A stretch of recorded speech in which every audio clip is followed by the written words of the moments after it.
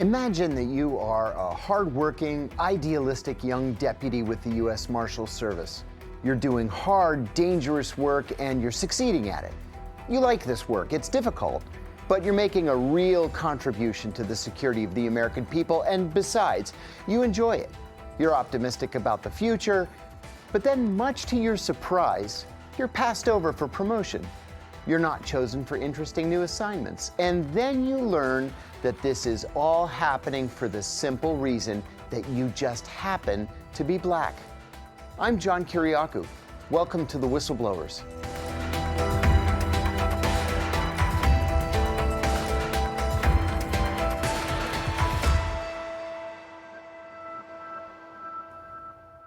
Dr. Mathew Fogg is one of those rare individuals who is utterly relentless.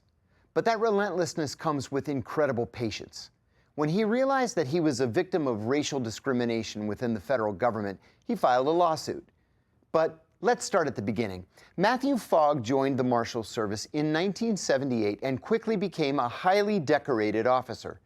He was cross-designated as a supervisory special agent in charge of a U.S. Drug Enforcement Administration Joint Drug and Gun Interdiction Task Force. He was later promoted to the position of inspector in charge of the Marshals Service unit for the International Criminal Police Organization. And he received multiple awards for tracking down more than 300 of America's most wanted and most dangerous criminals. As you can see, there was no legitimate reason to pass this man over for promotion or to deny him new assignments. It was all about race. He won that case, and he won big. But the Marshals Service, and by extension, the broader American government, didn't make any of the necessary changes to ensure that this didn't happen again, that racism didn't play a role in personnel decisions. And so Mathew led a class action lawsuit that included more than 700 current and former black deputy marshals and detention enforcement officers, plus thousands of black applicants who were not hired in the first place. That case was stuck in legal limbo for almost 30 years. You heard that right, 30 years. The case was dismissed, it was reinstated, and it was expanded over the course of those 3 decades. But late last year, Mathew and his fellow plaintiffs finally won that case. It wasn't the huge, devastating win that they had hoped for, but it was a win nonetheless. And it seems that the Biden administration wanted to actually fix the problem. Mathew Fogg joins us today. Mathew, thank you so much for being with us. It's a pleasure to have you. It's good to be with you, and we definitely got to make some corrections on something you just said. We didn't win the case. The case hasn't been won yet. It's just been a proposed settlement, which we are not in agreement with. Ah, well, that's a much more important point. Yeah. Okay, so let's get to that. I want to start then, back in the mid-1980s. You are going gangbusters at the Marshals Service. In just 7 short years, you made quite an impressive career for yourself. You're highly decorated at that point. What happened to make you think that, wait a minute, something's not exactly right here? Well, it started in 85. I filed my individual complaint. Once I got on the marshal, and you know, being a black person and coming into an environment such as a command and control environment of law enforcement, I saw the racism across the board. It's just, what do you keep your mouth shut on, Wow. and when do you open your mouth, when do you say something? I Right. mean, you see it in everything you're doing. So finally, at some point, we had a particular manager that was targeting astute African Americans, people was most likely to succeed, and he came after me. And once he did, I in turn fought back. A lot of people didn't want me to. They wanted me to just kind of accept it and say, look, wait till you become the director or go to the top and you'll be okay. But it's just like anybody else. You know, with my son or my daughter, I'd want somebody to step up to them and step up and speak up for them if the system is wrong. The problem is in our system is it's a big machine. Once you start speaking out against something, especially in a command and control environment, they circle the wagons on you and they try to discredit you. And that was the whole battle that I began to fight all the way through till I won that big lawsuit in 98. Finally made it to trial in 98. Jury came back and found the whole United States Marshals Service to be a racial hostile environment for all African-American deputy U.S. Marshals, ordered them to pay me $4 million, ordered them to make me a GS-15, ordered them to go back and fix the system. But then the Justice Department turned around and took them 10 years before they paid me. They fought that verdict for 10 whole years until God. 2008, and they reduced the 10 million down to 300,000. Oh my God. So it's a constant battle, and they sick the IRS on me by withholding all of the taxes and withholdings that they took out of the judgment. They stuck it in a slush fund, and the IRS thought I had it and came after me for seven more years, garnishing my paycheck and everything. When the government popped up later and said, oops, we had the money, we didn't realize we had it. Now my taxes to this day is all messed up. So it's just a constant battle. And then on top of that, the class action.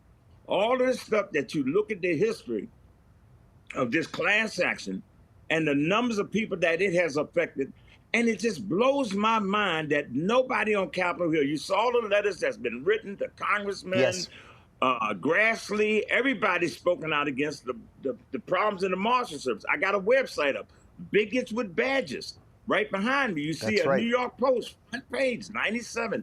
So it's not like nobody knows about it. The Washington Post, CBS News, everybody's done stories on it. But yet, no one has fixed it and no president has fixed it. Unbelievable. You know, just listening to that little bit of your story makes me think that that's the same story I've heard at the CIA, at the FBI, at NSA, at DOJ, at the State Department. It's the same exact story. And you're right, too, about, well, the very first thing that you said, the government is a great, big, slow, lumbering bureaucracy. And they know that they have years, decades, that they can use to fight you and to ruin you if they have to. That's so true. And the problem is, see, if we got EEOC and got the laws changed to where they say, okay, if the government is going to use our taxpayer dollars to fight us, then the government should pay us to fight them. It's our taxpayer dollars. We, as a complainant, if you prove and you got a prima facie case of discrimination, then the government should pay your legal fees to fight them back. But they don't. So you're at a total disadvantage. And then on top of that, the government does a lot of illegal things. Remember, we got to understand the government is just not this huge bureaucracy. It is that, but I mean, it's not some type of inanimate object. It's people, a lot of racist individuals who don't believe that pretty much blacks, African Americans should be in the government, or you should be happy you got a job, you should not be on their level.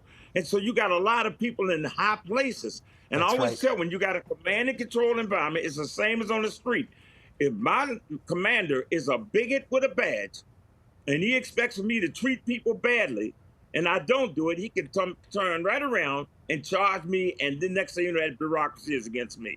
So I got to do what he wants, and that's the way the system works. I want to hear more about your lawsuit, and I'm going to preface this by saying I blew the whistle on the CIA's torture program in December of 2007, and I knew that I had done the right thing. But wouldn't you know, for the very first time in my life, the IRS audited me in 2008, 2009, 2010, 11, 12, 13, 14, and 15.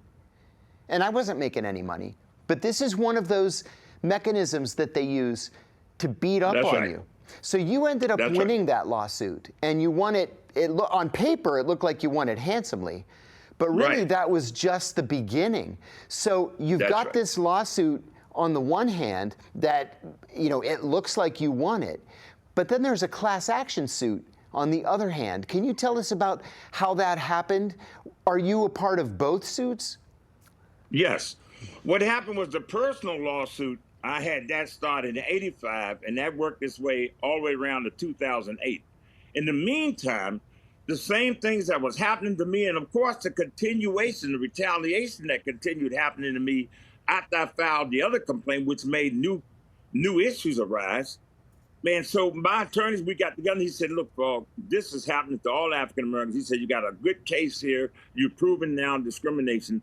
Well, this is before we even went to court. But in '94, we filed it. We filed the class action lawsuit. Now, remember, my individual case was still running itself. Yes. Then we go to trial, and the jury comes back, and if you notice on the verdict form, the jury said, do you find the United States Marshals Service to be a racial hostile environment for African-American deputies before 1991 and after 1991? Yes. They checked both spots. So we had a good prima facie case. Then we got a different law firm steps in and takes the class action, which that's the case that's running now. In the meantime, my personal case ran its course. They was appealing it for 10 whole years. In 2008, when they finally paid me, it was so messed up with what they had done to me, and then holding the payment that they were supposed to give me. They don't report it to the IRS, and the IRS thinks I got money and come after me for 8 whole years. Oh my and God. Just mess my taxes and my state taxes, messed everything up, kept me from getting my driver's license, my car being registered. It's just so many things that occurred. Didn't change the difference in the salary that I would have gotten while I was out on workers' compensation. It was so many things they kept doing to me that, you just got to say. And again, these are individuals that somebody can pick up the phone, just like in your case. Somebody says, look, call the IRS and tell them to just audit this man. That's right. And there's no recourse. You can do that. Yeah, you can't protect yourself from something like that because you don't have any idea that it happened. I want to ask you, too, about this class action. Usually when there is a class action suit, there are hundreds, sometimes thousands of victims. That's right. That was the case here. But also with most class action suits, the accused is so guilty, and that guilt is so well documented that they try to settle the suit as quickly as possible. We see that all the time with big companies. The government, however, responded in exactly the opposite way. And they dragged this suit out for 30 years. Tell us about that. What were the negotiations like over the course of those decades? Or is it that there were no negotiations because the government was just trying to stall you? There were no. To be honest with you, the whole time the class was going, the only thing that made the justice, remember now, this is the U.S. Department of Justice that supervises the U.S. Marshals Service. The only thing that made them come to the table was the Washington Post article that came out in 22 that basically said that there was a lawsuit and that it's possibility that this thing has been going on for 30 years, it's possibility it may be going to trial.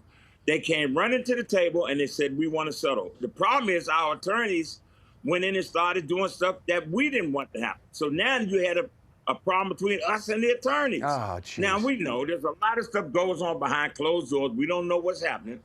But the bottom line was the amount of money. You got 10,000 right now, a potential 10,000 individuals, claimants. And we're coming up with 15 million, which is a joke. I mean, I said that in the Washington Post. I said, by the time the attorneys get a third of that, if Uncle Sam gets a third of that, you got 5 million to try to spread out with 10,000 people. You got gift cards at McDonald's. Yeah. So this is what we're saying. You're constantly fighting discrimination, even when you're talking about legally fighting these people. It's always something going on to try to discredit this class and cut it down. Dr. Mathew Fogg, stay with us. We're going to take a short commercial break. And when we come back, we're going to continue our conversation with Mathew Fogg about the current situation that minority employees face in government. Stay tuned.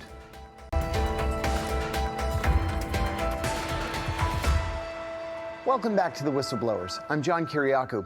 We're speaking with United States Marshals Service whistleblower Mathew Fogg about discrimination in the Marshals Service and in the broader U.S. government.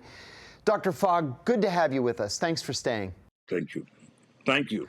One of the things that bothers me very much about this case, and there are actually several things that bother me, is that it has dragged on for so long. It dragged on through the administrations of 5 presidents. That is incredible to me. Why is it that no Marshal Service director wanted to settle this thing and just make it go away? Why did word never come down from the White House just to settle it? I think is when you're dealing with racism in the United States Department of Justice, you're talking about the premier law enforcement agency in the world. I mean, you got, like right behind me, bigotswithbadges.com. You can go to my website and read about it. But that was on the front page of the New York Post in 1997. Now, you would have thought the fallout from that, we had congressional hearings. Maxine Waters had a big hearing, and at that time, Eric Holder, a black deputy attorney general, was the deputy attorney general, and we had these hearings. We laid it all out. Had the one white deputy who held up a big old rat they gave him because he testified against the government because of his black partner who was sitting next to me at the table. Now, that man got killed later. Somebody ran his car off the road and broke his neck. You know, we're very suspicious of that death. My God. But the reality of it is that I think when you're dealing with racism in the U.S. Department of Justice, they wanted to dig in and say, and the judge said that in my trial in court. He asked my attorney, said, "You telling me the Justice Department dug its heels in on this EEO case?" And he was basically saying yes. I mean, bottom line is, look where we are. Look at all the years it's taken us to resolve this matter. So I think what happened is somebody over there in the DOJ, they just don't want to be seen as the culprits of the things that they're supposed to be going around the country that go against other police departments and organizations, so be holding them accountable. Yeah. How can you hold somebody accountable when you yourself have been found guilty of it in a federal court? Most of the time, there's not a trial. Most of the time, there's a settlement. And you know, in settlements, they always say we didn't do anything wrong. In my case, when we went to trial, we got a judgment. So there is a wrongdoing, a wrong finding. Now with a class action, yes, you got people over there saying, we don't want to deal with racism. We rather deal with anything other than accepting the fact that we're agreeing that somehow we are racially wrong. We've done illegal things. Now you got dragnet operations going on that the U.S. Marshal is responsible for around the country. And you got people being shot in the back. You got African Americans being disproportionately locked up, targeted. All of this by these U.S. Marshal dragnet operations with state and locals. And the state and locals going to do what we do. They're going to follow us. Whatever we allow them to get away with, they're going to do it. Why do you think that changed? Or let me rephrase that. Why do you think that has begun to change with at least this proposed settlement here? I don't see it as changing it. See, because the proposed settlement is so low that it's making a mockery of the system. I mean, to be honest with you, this settlement would set a precedent for anybody who decides to fight the institution henceforth. If you have 10,000 folks, if you have 10,000 folks that have alleged discrimination over 30 years, and you're going to throw 15 million at them? Come on. The same attorneys said back in 2008, when they took a portion of this case, a case that coincided with this one, same U.S. Marshals, in the federal court, the same attorney said the case was worth $300 million. Now, we had, at that time, 700 people.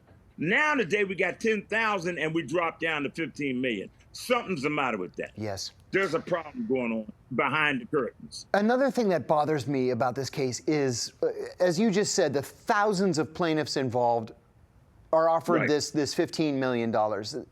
At first glance, that sounds like a great deal of money. It's not at all. Here in the United States, the law firms that handle class action suits take the bulk of the money for their work, their expenses. I'll give you an example. I've been a plaintiff in 3 class action suits in the past year, and my portion of the settlement has been $7, $20, and $100. What you're talking about here, let's say there are 10,000 plaintiffs and a $15 million settlement. The law firm, at the very least, is going to take $5 million. You're talking about $1,000 a piece for each of these. Less than that. You can't do anything. It's going to be less than that. For 30 years. For 30 years of discrimination. So why? That's a big difference. And why is it that the plaintiffs' attorneys seem to have dropped the ball on this? Why'd the government not? Well, go ahead. Let me tell you what I think, and you got to remember, we're at the EEOC. We're not in federal court now. This is the EEOC, so it's called administratively. Had we been in federal court, I think this would have been resolved a long time ago. The lead attorney that was handling the case for the same law firm, he passed away a couple of years ago. When he passed, everything changed. Right. I think now, I always wanted with them, and I can tell you this, I always told them, look, we need to take this thing into federal court. I was saying it long time ago, but it never happened. And I think what happened was they thought that maybe the pot would get bigger and bigger and everybody would be better off. It didn't turn out to be that way. It turned out to be the opposite. It turned out to be where the pot got smaller Right. And the distribution has got to be spread out with all of these people, which is absurd. It makes no sense at all. So, yeah, I think right now we're in a very difficult situation, but we're still administratively. If we pull this thing into federal court, it's going to be a lot of media behind it, because I believe that at that point now in the world, everybody starts to hear what's been going on and thought that this thing was resolved and find out it wasn't. You have had a front row seat for racial discrimination in the Marshals Service for almost 40 years. Has anything improved over that period of time? Understanding that it's a never-ending fight, is it at least better than it was, or is it still? Good question. You know, I was testifying in Maryland before the General Assembly about the same thing about a particular bill, and one of the legislators asked that same question you asked, and I looked around. I said, "Yeah, things have improved." I said, "The technology," and I held up my camera. I said, because we were talking about police brutality and all the works. I said, before nobody had it on camera, we was beating them down and doing whatever we want to do. Now it's on camera. I said, so that's what it's improved. It's now more people, social media, more people are hearing about this stuff now. Yes. That's what's improved. As far as the attitudes and the mentality, man, I'm telling you, I can tell you here and now, after 40 years, it blows me away that how this stuff, actually, you're talking about taking back America, it's going backwards. Yeah. It's going backwards. The race stuff that we're talking about here in law enforcement, the police brutality on the street and everything that we're seeing, why would it be any different if we're fighting bigots with badges working right next to us? Why would I expect them to treat somebody in the street differently? No, you don't stand a chance out there on that street going against one of these bigots with a badge. And that's why I was so glad when that New York Post said it the way it said it in '97. It laid it out. And trust me, they did a comprehensive report on the U.S. Marshals Service. And anybody can go there and read all about it. And all of the civilian stories, as well as the law enforcement stories, showed that there was a culture in place, a culture of indifference that was really something you never would have thought would have been in the U.S. Department of Justice. I regret that we are even having to have this conversation in 2024. You know, right. So many Americans think that this nonsense was dispensed with 40 years ago, and that's just not the case. It's an ongoing fight.